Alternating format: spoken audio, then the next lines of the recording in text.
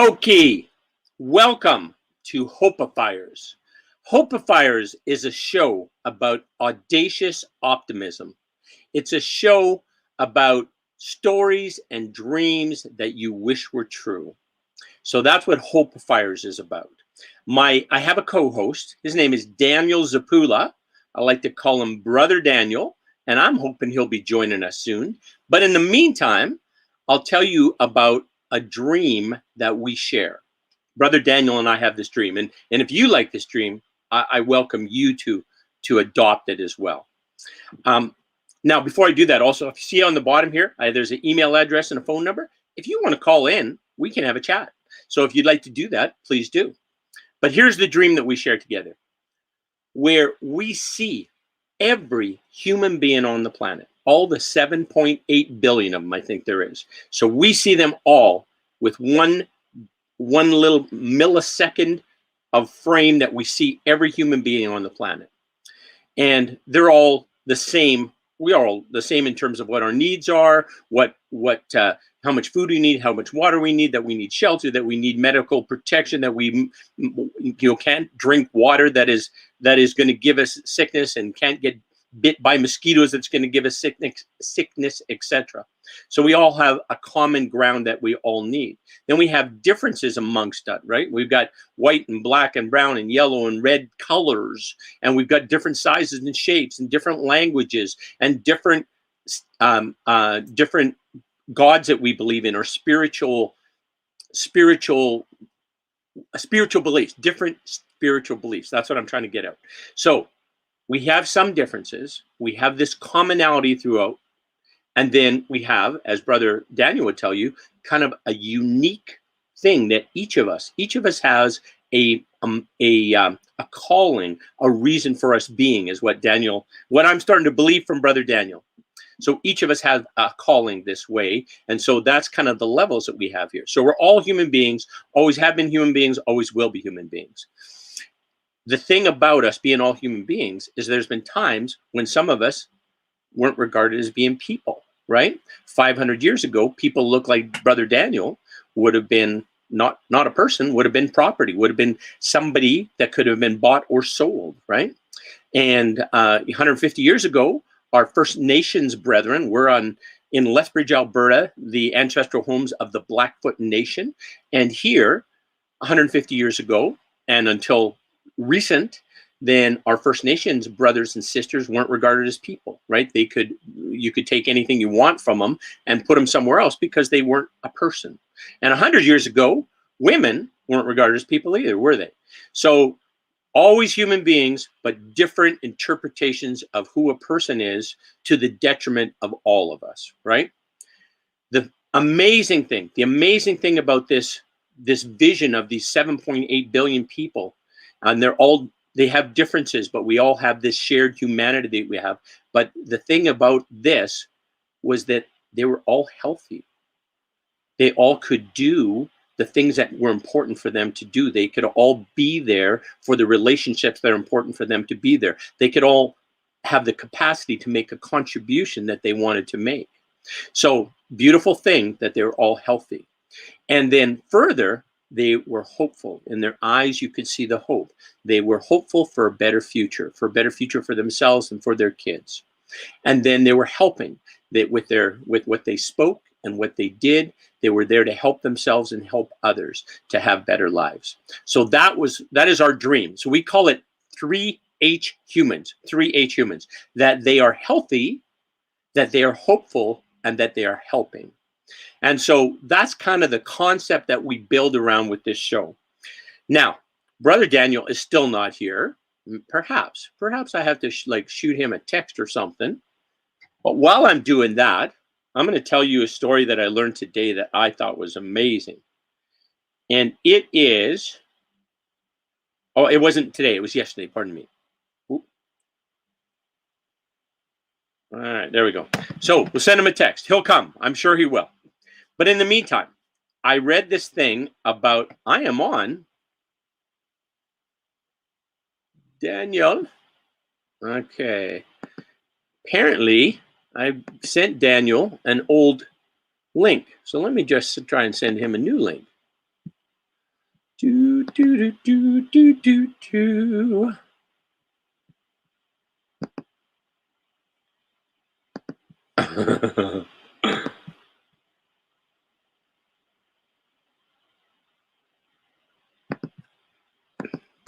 Daniel, I'm sending you a new link.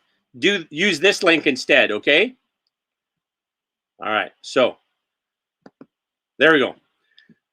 You know what? I'm going to give Daniel a moment to connect. I hope your day was a good one. It certainly was a beautiful day. Man, southern Alberta here, there was no wind. The sun was shining. Oh, that big blue sky, it was amazing. So I had a great day, and I hope you did as well. All right, let's see if Daniel joins us at this link here. You know what? We're going to try calling him too. What the heck?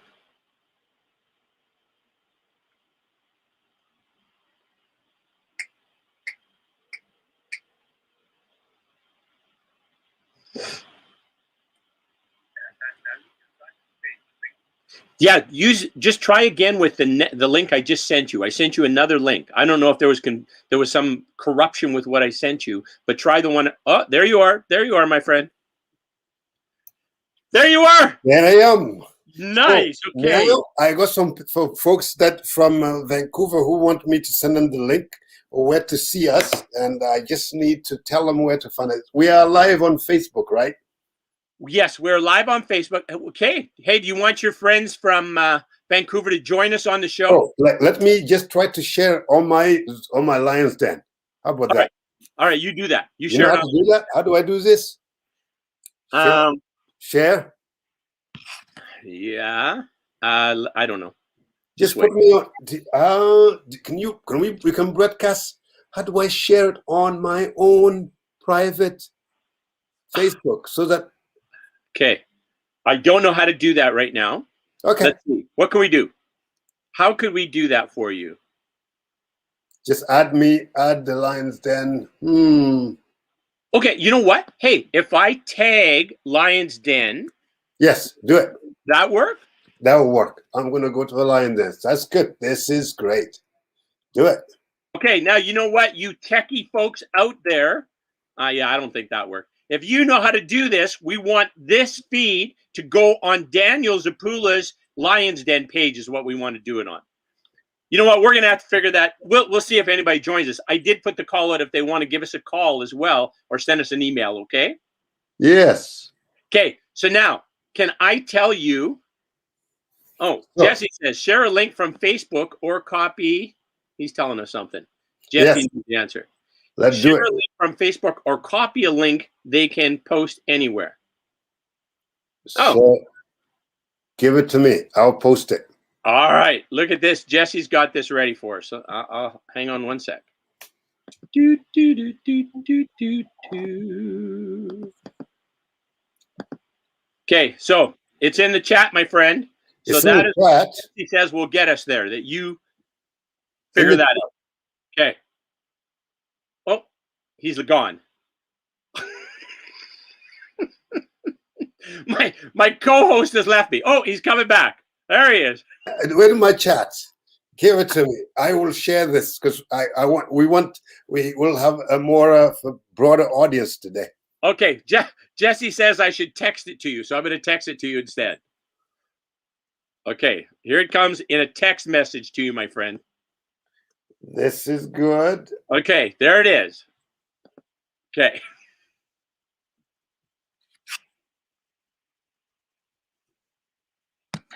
I'm going to copy it. Okay. And I'm going to paste it and let go. Can I just maybe I should just join it. Just use my cell phone to connect. Would that work? Or should I do it on my computer? I'm not sure, Daniel. But don't talk because what we are about to talk about, I think is so important. I want more people to see this. Okay, all right. Let me copy. I'm going to copy. Can I just maybe I should just join it. Just I think it's so important. I want more people to see this. Okay, all right. No sound. Jesse says no sound. What? I think I got sound. I wasn't talking, Jesse. That I know that's unusual for me. Yeah, yeah. Jesse couldn't believe there was no sound. It's because I rarely stop talking, but I just So did. so he just sent. So right now it's on my phone. Is that Okay. what? Is that it? Yeah, in a few minutes. We have a 30 minutes show, and that's gonna be good. Okay, I shared it on Lions Den. Lovely. Okay. So post it. We'll see if it works. All right. Sounds good. So, do you want to hear my story about Daryl Davis now? About Daryl David, I want to hear your story about Daryl David, and so just go for it and give me 10 seconds because I want to see it. That's great. It's live. So now let's go for it. Okay. All right. I found I through this organization called Audacious Connection, I saw an article about this man who would go and have this black man who would go meet with Ku Klux Klan leaders and have conversations with them. And Yep. I'm like, what is that all about?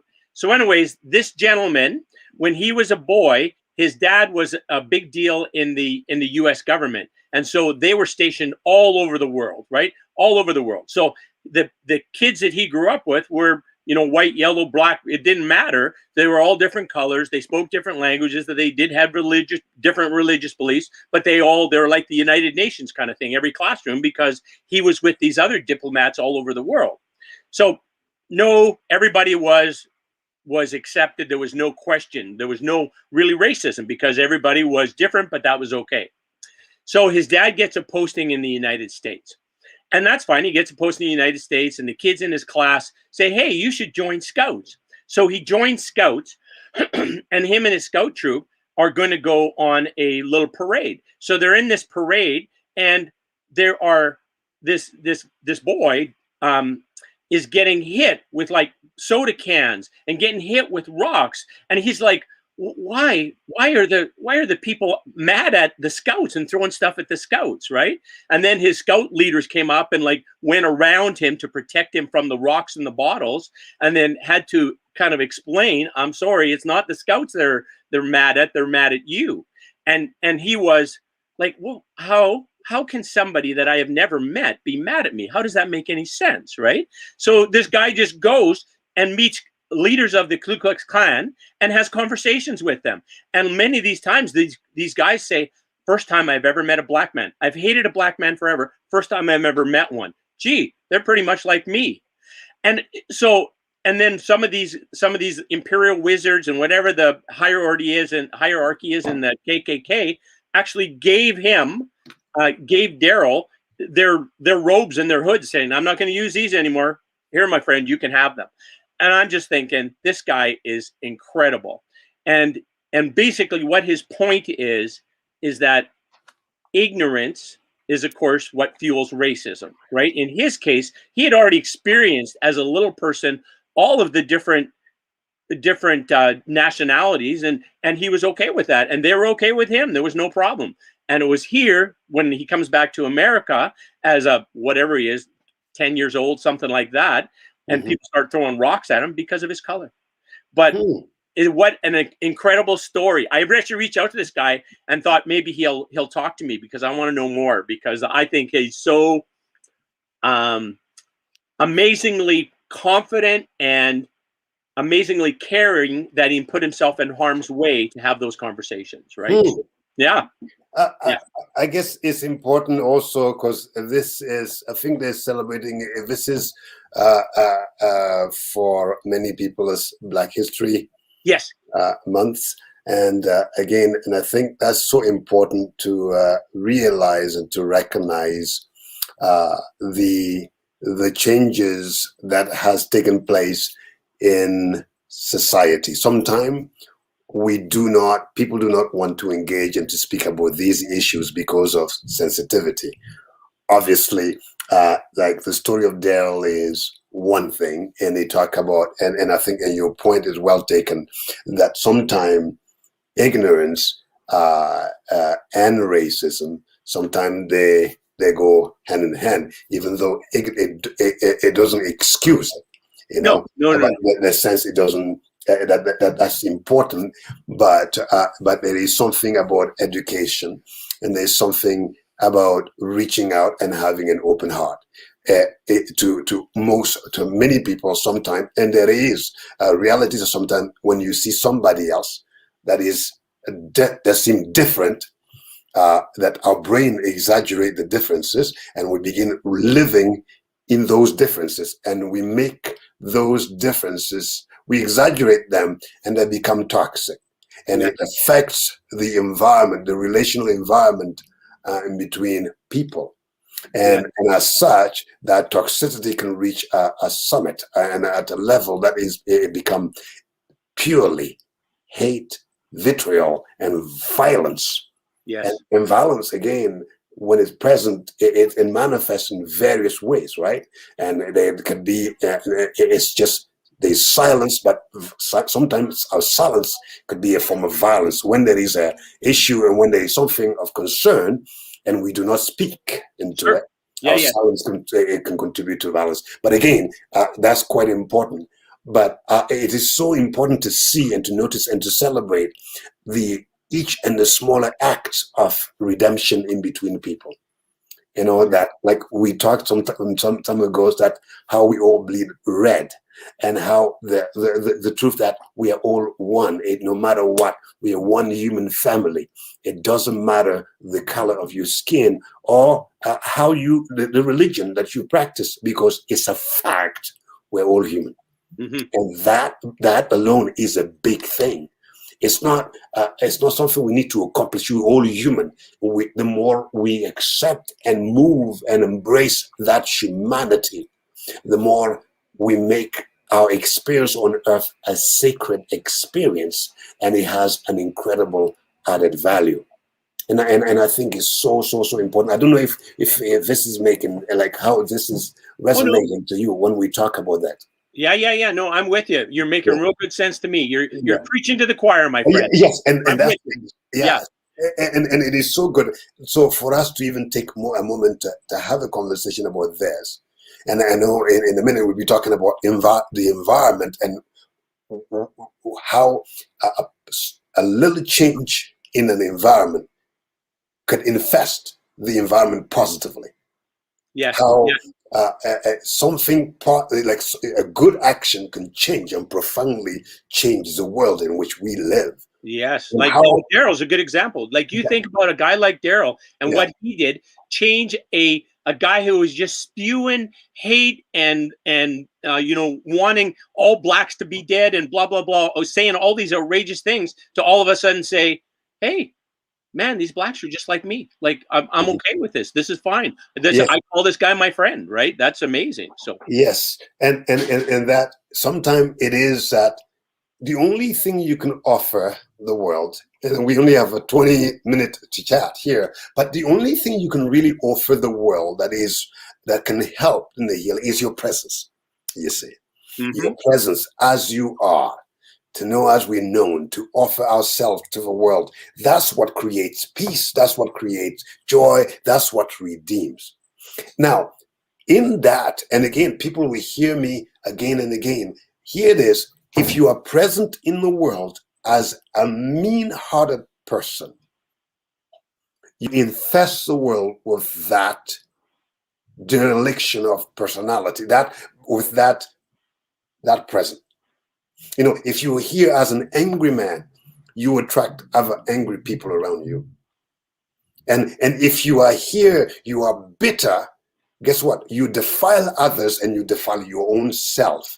So we are never bitter alone. We are never angry alone, because we attract and we reproduce ourselves in kind. The question now, what do you want to reproduce? What do you want to produce in your life? If you want joy, joy is not that hard to get. You know what you do? Begin, like, smile a little bit. Come on, Alan, Oh smile a yes, little sir. bit. Like, come on, and rejoice, just relax. And as you are celebrating, you're doing that. When you begin smiling, it's impossible to not attract other smiles. You see? Exactly. And I think part of it is that the act of violence against the status quo is actually that decision. I'm not going to let my sadness diminish me. I have power to create my environment. I have power over the environment. I can recreate something new in the world that is so racist and polarized. I can be a uniting factor. My words, I can lend my words to build community and unity. I can spend my time on social media to unite and to create an environment that is sane in the world that is so insane, in the world that is so infested with much criticism and injury. When people are insulting each other, I can make my presence something that blesses another person. Exactly. And in that, yeah. And in that, in you doing that, you influence. What's your circle that you influence around you that say, look at what brother's Daniel doing. Look at how he's found joy amidst there's challenges, there's problems, but he's found joy here. How can I live that life? How can I have that same joy in my life? Right? Your influence or our influence is a huge value to others. Right? So what do you think? What do you think? So much so. Yeah. What do you think of this idea? I was thinking this the other day. Really, you have to, as you said, you have to kind of be true to your personhood or to your selfhood. Or I'd kind of think of that in terms of valuing yourself. And then in valuing yourself, to the degree you can value yourself, you can value others. And further, to the degree that you can value yourself and value others, you can be of value to others. You like it? That's good. Now that's good. That's deep. That's really deep. Free of charge. Free of charge, Brother Daniel. No extra fee for that. No, that's real good. You are a philosopher and you are a very clever man. But here's what sometimes feeling good has been overrated, or our problem are overrated. I don't like. Sometimes you don't feel good. Well, you know what? Here's one solution.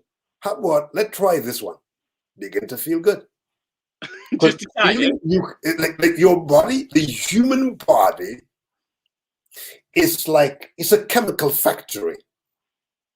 It's a happiness creating factory. The human body is like it's a myth busting, anger busting, sadness busting chemistry that can manifest like a volcano and transform the world before I preach.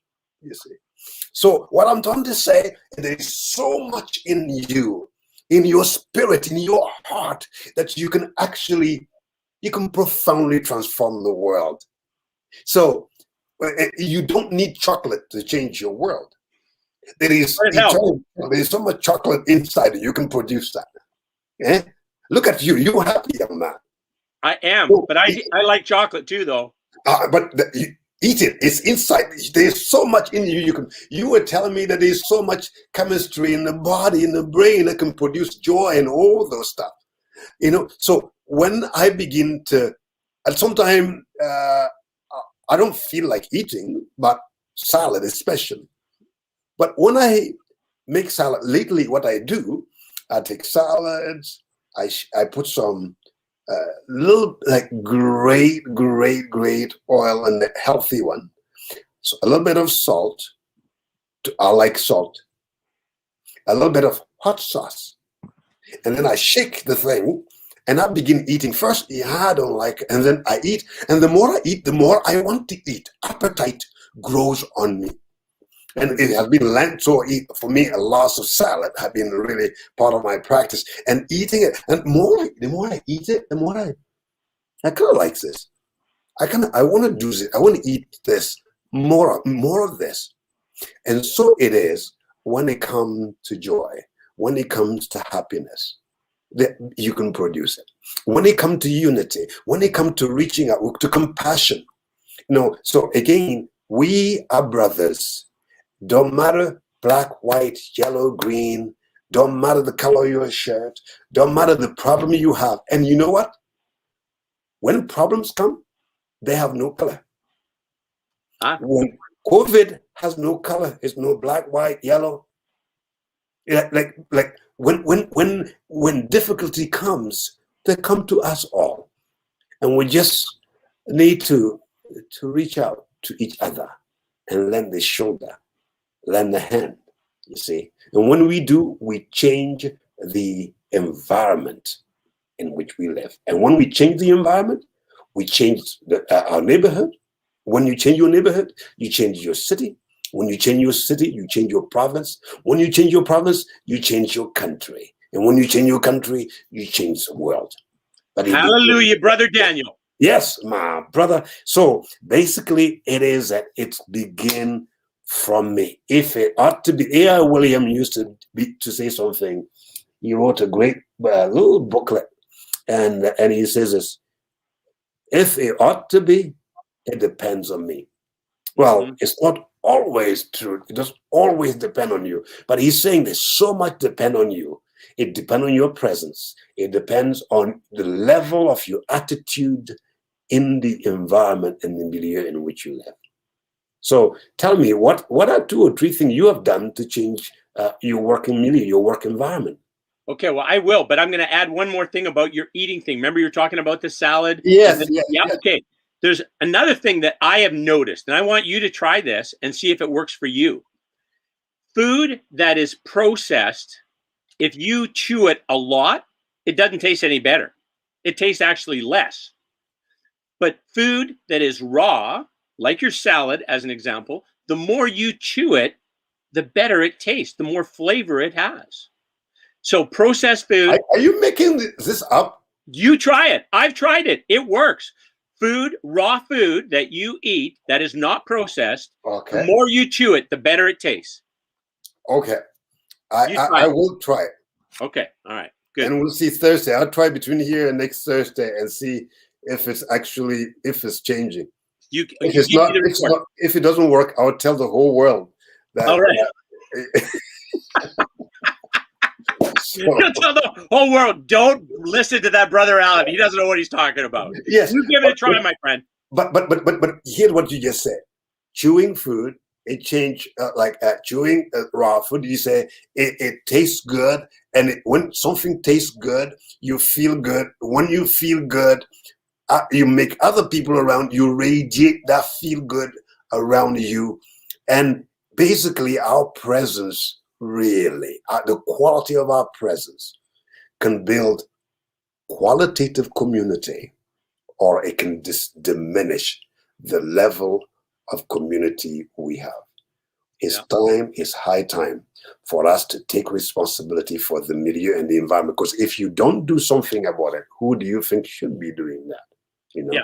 Who? It's up to us. We're the ones. We gotta look in the mirror for who's got to get shit done around here. So, right? What are the 3 things that we are all about when we talk? Remind our audience. Well, we talk about health, and then we talk about 3H humans, and the first H in 3H humans is health. And when we're talking about health, we're talking about functional health. What's the health that you need to do things that are important to you? What's the health that you need to be there for the relationships in your life? What do you need to be there to be for the community contribution, the difference you want to make in your life? So that's healthy. If you could do all those things, you can have legs and arms missing, but if you can do those things, you're healthy. So we talk about that. We talk about hope. And hope is there's some reason for a better future. And what is that? Maybe one thing difference that you could do today that would make for a better tomorrow, perhaps. And we're talking about helping. And helping is that you're helping yourself and you're being of help to others as well. And that is something we're born with. Are we not, Brother Daniel? That's right. Got to have it. And then we were smiling before, and when you're helping, the thing that works, the thing in your body that's built to do that is mirror neurons. I look at Brother Daniel and he's smiling at me and I'm smiling at him, and both our brains are firing at the same place at the same time. We're having a connection because of those mirror neurons. Yeah. That is amazing. Wow. And now that you use the magical word, to me, I created an organization with many folks and brothers and sisters called Bridges of Hope. And one of the things that we realized was very essential and needed that can nurture the well-being of a world, the entire world. I believe if you do this well, you will change your life and the life of everybody, the whole world. Connection. So we decided that we said we are all connected. And I realized that, like, we just talk about that interconnection. So whatever thing we can do, whatever way we can be, such that will remove every encumbrances to our connection, better myself and yourself and the whole world. Yep. That means me and my wife, me and my children. So when I get angry, when I get bitter, when I get frustrated, and that I ask myself, what about me made me so frustrated? Not what about Alan made me so frustrated? Not what about my spouse made me so frustrated? But what about me? Because you cannot change what else can do.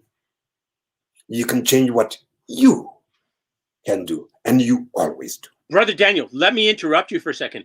I read this amazing book called The All for Nothing Marriage. The author was a genius. I learned so much about being a good husband. It was incredible. It made my marriage 58% better. Can you believe that? Wow. I think I know the author. I think I am the author. But I'm so disappointed it made your marriage only 58% better. I know. I'm sorry. You really dropped the ball there, man. Only 58% better. I don't know, but one day I hope somebody will read that book and actually call me and say, "It restored, it helped me redeem my marriage, it helped me better my relationship with my spouse, with my children, with my neighborhood." The all for nothing marriage. That's really, really good. Thanks for bringing that one forward. One day I'm going to talk about that book, but it reminds me again, my brother, about how do I better my connection with my brother at work, in our workplaces, because it's very easy to get mad, to get frustrated. And I say, somebody take some water, take a bottle, just put some water, not wine, drink some water. You see, here's one thing I learned in the bush. I'm a bushman. And when you visit somebody in the village, one of the first things they give you a calabash of water. You take that water, before you talk, before you expose what is in your heart, you take and we share of a cup. That cup of communion and of fellowship and of brotherhood and sisterhood. You take that one. Your first thing, you pour it on the ground. You pour a few drops, just like rain fall on earth. Like I want you to see a drop. When you pour that drop of water on the ground, then you drink it. You bless the ground on which you stand. You bless the ground, and that is not just a waste. It's a prayer saying, God, send rain, more rain upon the earth. When God sends rain upon the earth, he doesn't send it only to the good people. He sends it upon us all, human. You see, there's that sense of interconnection. So you take it, you remember we are connected. As I take that, thank you for that bread, that cup of fellowship. I'm connected, I'm grounded. And I'm thankful to the Lord who provided heaven, who provided this reality. And I'm praying for more rain, because when I grew up, it was all about survival. And you know what? And for most people, one of the problem around Africa has been the question of rain and drought. And that is why community developed around this cup, this calabash. And I think there is something profound about that we can learn to receive from the cup. That's it. Just like you're drinking your coffee. So you can receive and you can bless the ground on which you stand and prayerfully ask God to send rain. And I think in many ways, this this moment is an extension of a calabash to our brothers and sisters. We say, let's fellowship and let ask God for more rain. The rain represents all the good things. Yes. All the things that we all need for our health. Right. Everything we need for to be helpful, to be hopeful in this world. Because there's something so important. I can see that you want to say something, but I really, really want to just stress the point. We are all connected. Don't worry whatever sad story somebody tell you. We are all connected, and the more connected we are, the better. And the better we change the atmosphere. And by the way, I think if we are more connected, I think it will be good for the environment. Yeah, I'm with you 100%. I just wanted to let you know that Anarika, I think that's how you pronounce it, Anarika Casey says, let it rain. So she's with you there, Brother Daniel. You know, I can't see the comment, but she is my friend. But that's so true. Let it rain. And that rain sometimes can be right there in your heart. You know, think about it. What kind of rain do you think you need? For some of us, we need a little bit of cash. That's good rain. That's a blessing. That's great. For some of us, we just need more connection, more relationship, betterness. We need to know that we belong. That's a rain. And let me put it down. Love. Yeah, more of it. Anyhow, I don't know if there's anybody who have any other question or any other commentary, but we just want to say this. This is a season, and this Lent season, learn to reach out to somebody. Or this Black History Month, learn to reach out. Don't tell me, I have a black brother. I just know somebody who's black in my classroom. No. We want you to reach out. And again, remembering, reach out to your neighbor. Yeah. And sometimes we want to, we know more about TV personalities than we know our neighbor. Yep. If you begin introducing yourself in your neighborhood, if you take the challenge and go and meet 2 neighbors, and you continue to do that, by the time you meet 6 people, you're going to meet somebody. From First Nation, Black, Chinese, Indian. Thank God for the many different tribes and nations in the world. Doesn't that just make you happy? It does. It does. Yeah. You know what? Do you like? I my circle of friends. I need to have some different hues, some different colors in my circle of friends. So, like, maybe we're going to invite somebody on. Maybe we'll invite somebody from whatever, Iran, and somebody on from wherever. We'll just pick countries and say, hey, come and talk to us and figure out what they're doing. So yes, and sometime taking time, because why? Conversation. Yes. When we talk, it's like we're eating the bread of fellowship. Yes. We are partaking of something in between us. That's fellowship. We push ideas, we receive ideas, and when we connect, we are both transformed. Yes. And when we are transformed, both sometimes it's transfigured, transformed from not just our faith. When transfiguration doesn't mean my face changes. I'm more happier, less anxiety. My presence become less thorny. My presence become less about hurting and pushing people out. My presence become redemptive. Is added value. Nice. That's the breath of fellowship. And it refreshes the soul. Yeah, it refreshes the soul. Go ahead. Anarika adds another amen, brothers. Amen, brother. Well, one thing I wanted to mention to you, I think you'll find this interesting. Yesterday, I had a chat with Trevor Brown. Have you ever met Trevor Brown before? Yeah, tell me more. Okay, well, Trevor Brown, he's the executive director of Fifth on Fifth Youth Services, and he has a long history of being an advocate of youth, including himself. When he was like 16 or 17, he was very active in, speaking about youth rights and needs and anti-suicide type things, or helping to prevent youth suicide. He had a couple friends he lost who died from suicide when they were teenagers. Anyways, he is very, very aware of the First Nations culture. He's very engaged in that culture and has been to many different reservations and understands the culture very well in terms of their how they develop people and the things that they hold sacred. Like when you're talking about Africa and the water, the rain is everything. The rain is the future. The rain is the hope. The rain is what's going to be your health, right? If it doesn't rain, people are dying, right? And same thing for the First Nations type folks. Their reverence for the land was huge. Anyways, he's done all these different type of cultural things, so he understands the culture very well. My thought to him was, I said, Trevor, if we could take your thoughts, your understanding of First Nation people, and just plug it into people's brains, plug it into everybody's brain, plug it into the biggest racist on the planet, and they would say, I understand now. Gee, they're very much like me. They're very much like me. They want their kids to be healthy. They want to be healthy. They want to do something meaningful in their lives. These are things that I share as well, these same things. Why would I hate these people? This is a moment for me to pause and recognize a son. A son? Great.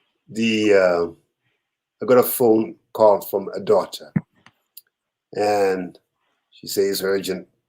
Say, my brother died, she said. And yesterday I was at the funeral home, and it was First Nation. Some 20 years ago, he came by our church in Lethbridge here, and he spent some time. He was just a little boy. We just loved on him. And unfortunately, he passed on quietly in his sleep, only at the age of 24. Oh. And one of the things in looking over his pictures is, he said he retrieved a sense of grace about where he came from, not shame. And he said somehow to his parents and family that if one day something was to happen to him, he want Daniel Zupula to be the pastor. Oh, he thought that much of you and your message and your. Oh wow, that's awesome. That's right. And I was full of tears. He said, because of all my encounter in religion, you the only one who loved me for who I am. And say, you love me for who I am. And when I read over his some of his drawing, and that young man wrote this when they were going through cold, just a lot of cold, his little sister, and they were going through a lot of just difficulties. It was freezing, and his little sister was crying, and their son said, don't tear up, it will make it only worse. And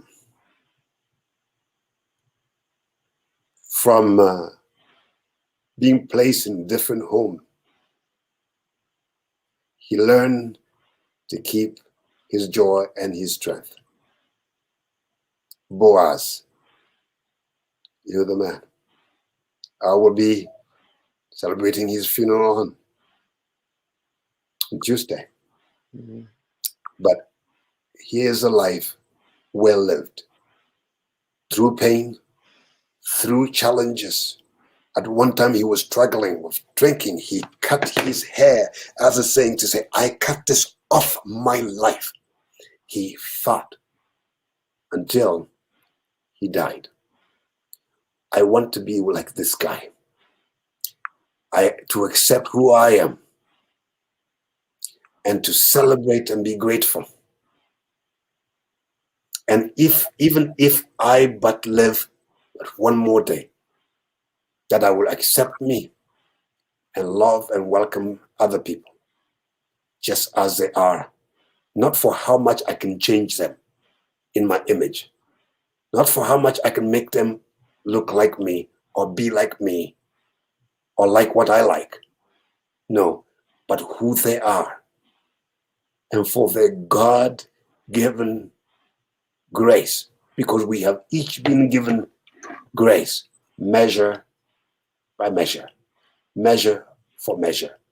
And we ought to live according to that. Run your own course and run it very well. Brother, this conversation was very deep to me. And I just thank you for allowing me to just share that really from the depth of my heart. Thank you. No, thank you. I appreciate that. And we're trying to do things in 30 minutes, but we're 45 again. So we're no, because I came late and we connected late, and but that's the reason why. But we did our best, and we always remember it's not about the show. No, the show, nobody cares. You know what? I care. I like the conversation, man. It's for me. It's important. If anybody else, I don't care if nobody else watches, as long as you and I are having the chat, man. That's all. It's just all about the chat, and then the whole thing. I used to be very nervous about camera, so now these days I don't care. Yes. I just have a conversation with my brother, my sister. It don't matter, and we'll see how can we be healthy, how can we be hopeful, how can we be helpful wherever we are. Until next Thursday, Alan and I just want to say thank you for joining us today. Go for it. All right. See ya. Thanks very much. See you next week. Yeah. See you.